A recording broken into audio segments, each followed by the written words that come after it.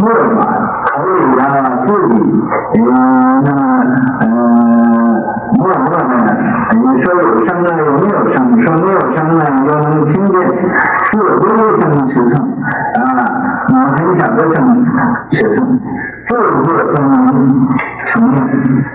每一个字都让你听得出去的，不是话后念自己也不知道你念了没念不是那样。但是自耳能知，自己耳朵听得清清楚楚的，口里念得清清楚楚的，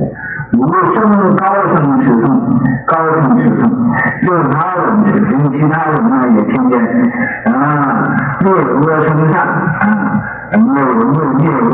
声善的，相听当理呢，一定是灭的他这个无